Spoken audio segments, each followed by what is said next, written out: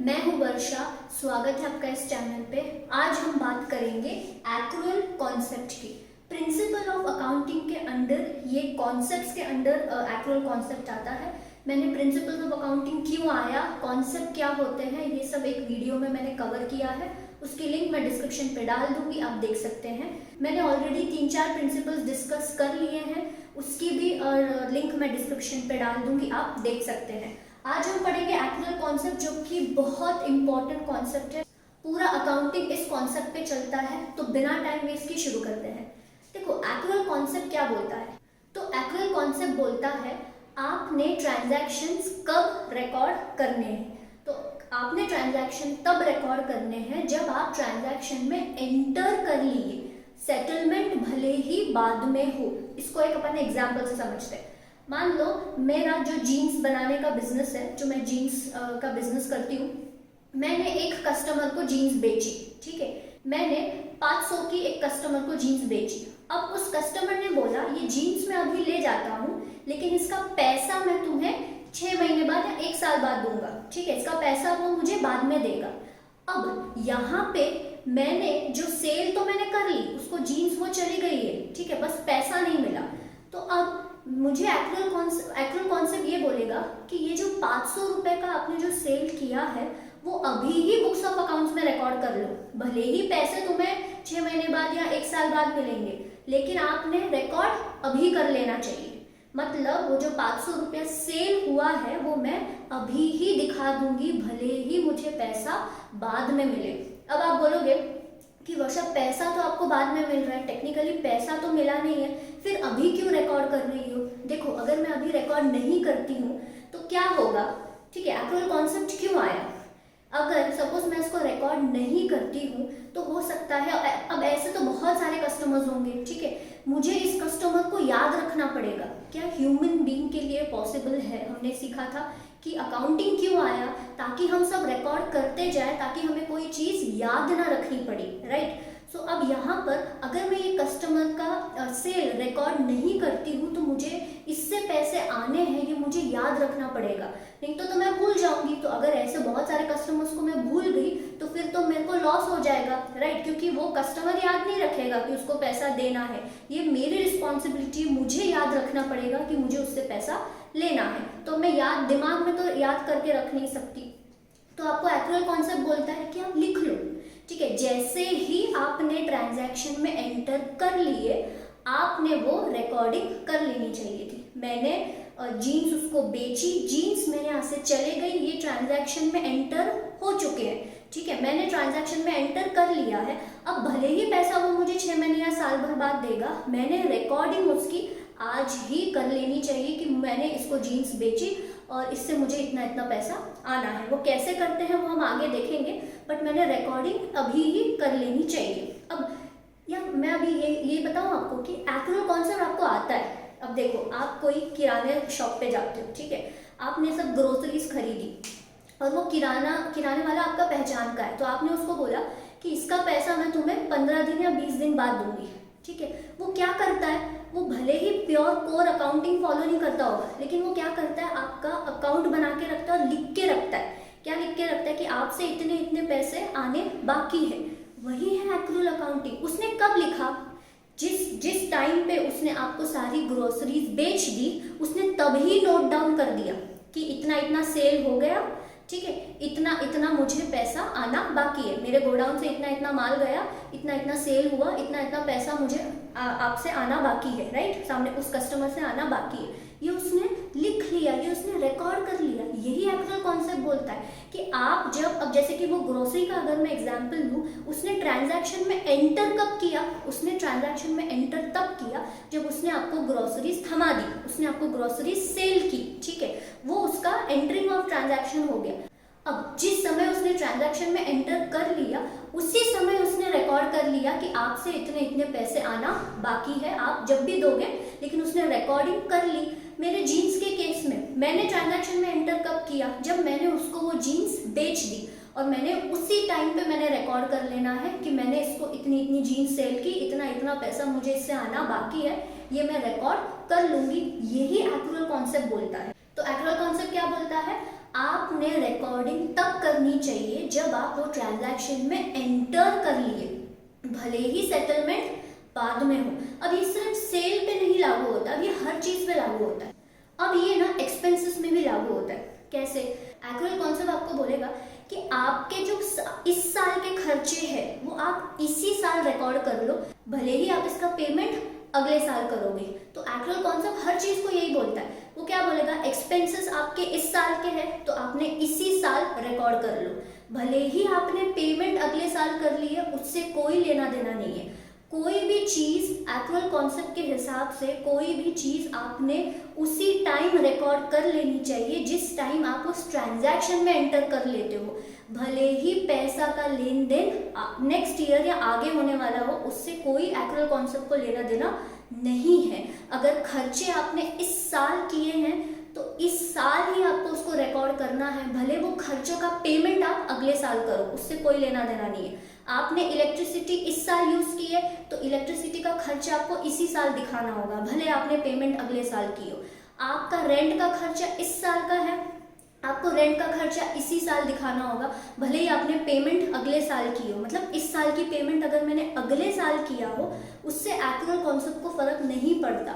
वो बोलता है इलेक्ट्रिसिटी बिल इस साल का खर्चा है, इस साल आपने यूज किया है, इस साल का पेमेंट आप अगर अगले साल कर रहे हो वो कुछ लेना देना नहीं है। इस साल का खर्चा है, आपने इसी साल रिकॉर्ड करना चाहिए। रेंट आपने इस साल यूज किया है, आपको इसी साल रेंट का खर्चा दिखाना है, भले ही इस साल का पेमेंट आप अगले साल कर रहे हो।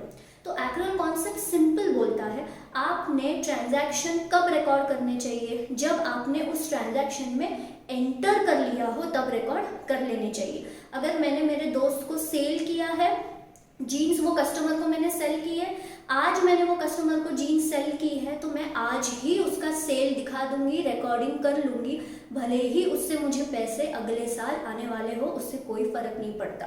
और एक्रुअल कॉन्सेप्ट क्यों आया? एक्रुअल कॉन्सेप्ट इसीलिए आया ताकि अगर सपोज उस कस्टमर को जो मैंने सेल किया है, ठीक है, अगर मैं वो मैं रिकॉर्ड नहीं करती हूँ, एक्रुअल कॉन्सेप्ट के हिसाब से अगर मैं रिकॉर्ड नहीं करती हूँ तो मुझे तो याद ही नहीं रहेगा कि मुझे उससे पैसा लेना है, क्योंकि ऐसे बहुत सारे कस्टमर्स होंगे, किस किस का याद रखूंगी मैं, राइट? तो एक्रुअल कॉन्सेप्ट बोलता है तो आपको याद रखने की जरूरत नहीं है। अभी आपने ट्रांजैक्शन में एंटर कर लिया, भले ही वो पैसा आपको बाद में देगा, आपने ट्रांजैक्शन में एंटर अभी कर लिया, इसको अभी रिकॉर्ड कर लो। जब आप ट्रांजैक्शन में एंटर कर लिए आपको तभी ही उसकी रिकॉर्डिंग करनी है, भले ही पैसों का लेन देन बाद में हो, उससे कोई फर्क नहीं पड़ता। बस यही है एक्रुअल कॉन्सेप्ट। तो अब हमने एक्रुअल कॉन्सेप्ट देखा और उसका प्रिंसिपल वो क्यों आया वो हमने देखा। हर एक प्रिंसिपल का ना एक रीजन है आने का, ठीक है। अब अगर एक्रुअल कॉन्सेप्ट कोई फॉलो नहीं करता है तो क्या करेगा? तो एक्रुअल कॉन्सेप्ट के अगेंस्ट है cash basis concept. Cash basis concept क्या बोलता है कि जब एक्रुअल कॉन्सेप्ट का पूरा उल्टा, एक्रुअल कॉन्सेप्ट क्या बोलता है, आपने ट्रांजैक्शन में एंटर कर लिया, आपको तभी रिकॉर्ड करना है, भले पैसे आपको बाद में मिले। और एक्रुअल कॉन्सेप्ट एक्सपेंसेस के बारे में भी क्या बोलता है कि आपने एक्सपेंसेस तभी रिकॉर्ड कर लेने चाहिए जब वो एक्सपेंसेस हो चुके हैं, भले ही उसका पेमेंट आप बाद में कर रहे हो, राइट? एक्रुअल कॉन्सेप्ट हर चीज के लिए बोलता है, रेवेन्यू के लिए भी बोलेगा, प्रॉफिट के लिए भी बोलेगा, लॉस के लिए भी बोलेगा, एक्सपेंसेस के लिए भी बोलेगा, सबके लिए बोलेगा। पूरे अकाउंटिंग में एक्रुअल कॉन्सेप्ट यही बोलता है, ठीक है। फिर कोई भी आइटम हो, कोई भी चीज हो, पूरा वो एक्रुअल कॉन्सेप्ट के हिसाब से फॉलो होगा। लेकिन कैश बेसिस क्या बोलेगा? कैश बेसिस बोलेगा ये एक्रुअल बेसिस को छोड़ो, आपको ट्रांजैक्शन तब रिकॉर्ड करना है जब पैसा आपको मिला या आपने पैसा दिया। फॉर एग्जाम्पल मैंने जीन्स कब बेची कस्टमर को, आज मैंने बेची, वो पैसा मुझे भले अगले साल देगा। कैश बेसिस यहाँ पे बोलेगा ये पैसा कब दे रहा है तुमको, अगले साल दे रहा है ना, तो अभी रिकॉर्ड मत करो, जब पैसा आएगा तब रिकॉर्ड करना। ये कैश बेसिस बोलता है, एक्रुअल बेसिस का पूरा उल्टा। और एक्सपेंसेस के लिए कैश बेसिस क्या बोलेगा? आपके इस साल के एक्सपेंसेस है, आपने इलेक्ट्रिसिटी इसी साल यूज की है, ठीक है, लेकिन अभी इसको रिकॉर्ड अभी मत करो, ये साल का खर्चा है ना, रहने दो, इसको रिकॉर्ड मत करो। इसको रिकॉर्ड कब करोगे? जब आप अगले साल पेमेंट करोगे। ये कौन बोलेगा? कैश बेसिस बोलेगा कि रेंट, अगर मैं रेंट का एग्जांपल लूँ, रेंट का खर्चा इस साल का है लेकिन आप पेमेंट उसकी अगले साल कर रहे हो, तो इस साल उसको रिकॉर्ड मत करो, जिस दिन पेमेंट करोगे उस दिन रिकॉर्ड करना। ये कौन बोलता है? कैश बेसिस बोलता है। So basically cash basis accounting ये बोलेगा कि ट्रांजैक्शन जब हुआ आपने तब रिकॉर्ड नहीं करना है, ट्रांजैक्शन तब रिकॉर्ड करना है जब आपको पैसा मिला। फॉर एग्जाम्पल, आज मैंने ट्रांजैक्शन किया और मुझे आज ही पैसा मिला, आज ही रिकॉर्ड करो। आज मैंने ट्रांजैक्शन किया और मुझे 6 महीने बाद पैसा मिल रहा है, 6 महीने बाद रिकॉर्ड करो। एक्रुअल कॉन्सेप्ट बोलेगा आज तुमने ट्रांजैक्शन मिला, आज मुझे पैसा मिला, आज रिकॉर्ड कर लो। आज मैंने ट्रांजैक्शन किया, पैसा मुझे साल भर बाद मिलने वाला है, फिर भी आज रिकॉर्ड करो। ये एक्रुअल कॉन्सेप्ट बोलेगा। कैश कॉन्सेप्ट बोलेगा आज तुम्हें पैसा मिला इसलिए आज रिकॉर्ड करो। आज ट्रांजैक्शन हुआ लेकिन पैसा 6 महीने बाद मिल रहा है तो 6 महीने बाद रिकॉर्ड करो। ये कैश बेसिस बोलेगा और एक्चुअल बेसिस पूरा उल्टा बोलेगा। अब क्या हमने एक्चुअल बेसिस फॉलो करना चाहिए या कैश बेसिस फॉलो करना चाहिए? देखो, अगर जो एक्चुअल बेसिस है इसको बेसिक अजम्पशन भी बोला जाता है। मतलब क्या? अगर आप कोई भी बुक्स ऑफ अकाउंट्स पढ़ रहे हो या बेसिकली कोई भी फाइनेंशियल स्टेटमेंट अगर आप पढ़ रहे हो, ये अज्यूम किया जाता है कि ये financial statement actual basis follow करके बनाए गए हैं, इसलिए एक्चुअल को बेसिक अजम्पशन भी बोला जाता है। ठीक है। सो अगर मैं किसी कंपनी के फाइनेंशियल स्टेटमेंट्स पढ़ रही हूँ तो मेरे दिमाग में मैं ये अजम्पशन से पढ़ूंगी कि ये कंपनी ने एक्चुअल बेसिस फॉलो करके ये सारे फाइनेंशियल स्टेटमेंट्स बनाए हैं। लेकिन अगर कंपनी कैश बेसिस फॉलो कर रही है, ठीक है, अगर कंपनी कैश बेसिस फॉलो कर रही है तो कंपनी को अपने फाइनेंशियल स्टेटमेंट में डिस्क्लोज करना पड़ेगा कि हमारे अकाउंट्स हमने एक्चुअल बेसिस फॉलो करके नहीं बनाए हैं, हमारे अकाउंट हमने कैश बेसिस फॉलो करके बनाए हैं। ये डिस्क्लोज करना पड़ेगा, मतलब बताना पड़ेगा। और ये कहाँ डिस्क्लोज किया जाता है? फाइनेंशियल स्टेटमेंट में नोट्स टू अकाउंट्स में ये डिस्क्लोज किया जाता है। ठीक है, ये क्या होता है, कैसे होता है, हम ये आगे देखेंगे। अभी के लिए इतना याद रखो कि अगर कोई कंपनी कैश बेसिस फॉलो कर रही है तो उसको डिस्क्लोज करना पड़ेगा, उसको बताना पड़ेगा कि वो कैश बेसिस फॉलो कर रही है। अगर कोई कंपनी एक्चुअल बेसिस फॉलो कर रही है तो क्या उसको भी डिस्क्लोज करना पड़ेगा? नहीं। एक्चुअल बेसिस फॉलो करना ये अजम्पशन है, ये बेसिक अजम्पशन है कि अगर मैं कोई कंपनी के फाइनेंशियल स्टेटमेंट पढ़ रही हूँ तो ये बेसिक अज्यूम करके पढ़ूंगी कि ये financial statement actual basis follow करके बनाए गए हैं। अगर कोई भी कंपनी एक्चुअल बेसिस फॉलो करके फाइनेंशियल स्टेटमेंट नहीं बना रही है तो उसको ये डिस्क्लोज करना पड़ेगा कि हम एक्चुअल बेसिस फॉलो नहीं किए हैं, हम कैश बेसिस अकाउंटिंग फॉलो किए हैं। अगर वो कैश बेसिस अकाउंटिंग फॉलो कर रही है तो उसको डिस्क्लोज करना पड़ेगा, उसको बताना पड़ेगा। अगर वो एक्चुअल बेसिस फॉलो कर रही है तो उसको अलग से बताने की कोई ज़रूरत नहीं है। यहाँ पे कैश बेसिस में उसको अलग से बताना पड़ेगा कि हम कैश बेसिस फॉलो कर रहे हैं। क्यों? कहाँ बताना पड़ेगा? नोट्स टू अकाउंट्स में। एक्चुअल बेसिस जो कंपनी फॉलो कर रही है उसको ये बताने की ज़रूरत नहीं है कि हमारे फाइनेंशियल स्टेटमेंट एक्चुअल बेसिस पे किए गए हैं, ये उसको अलग से बताने की ज़रूरत नहीं है। क्यों ज़रूरत नहीं है?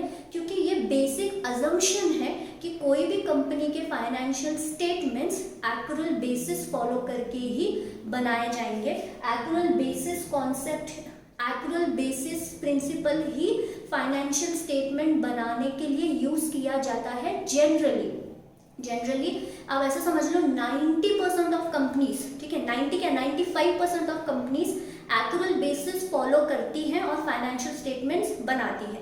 लेकिन कुछ ऐसी कंपनीज हैं या कुछ ऐसे बिजनेसेस हैं जो कैश बेसिस भी फॉलो करते हैं, और इसमें कोई गलत चीज़ नहीं है कि कैश बेसिस फॉलो कर रहे हैं तो ये गलत हो गया, ये गलत नहीं है। लेकिन अगर आप वो फॉलो कर रहे हो तो आपको नोट्स टू अकाउंट्स में डिस्क्लोज करना पड़ेगा। अब कौन सी कंपनीज हैं जो कैश बेसिस फॉलो करती हैं? देखो, कुछ ऐसे बिजनेसेस होंगे जिनका उधारी पे धंधा चलता ही नहीं होगा।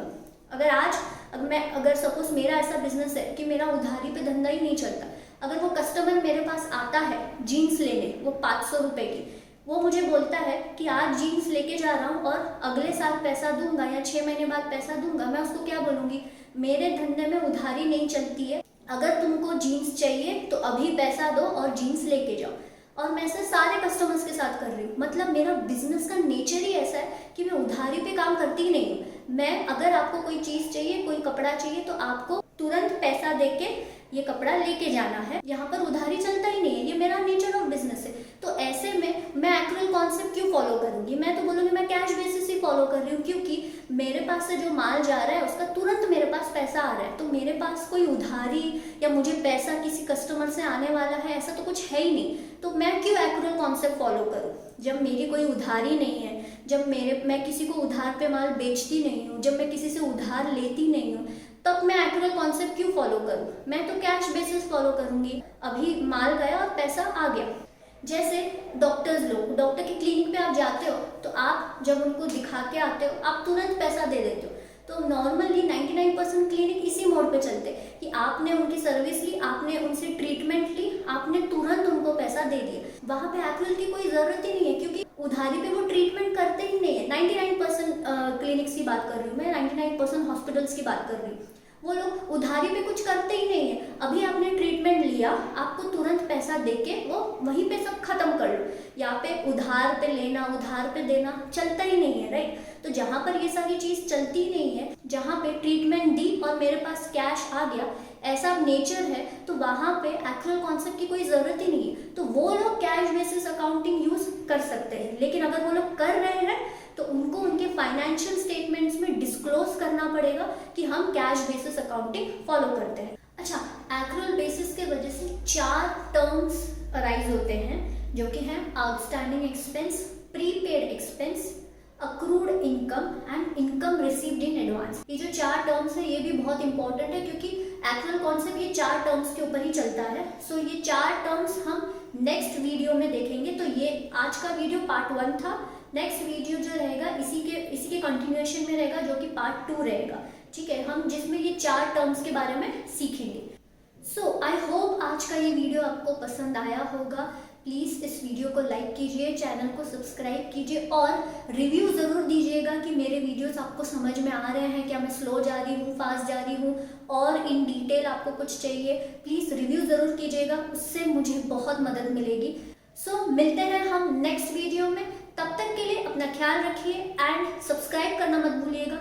ऑल्सो जय हिंद एंड नमस्ते।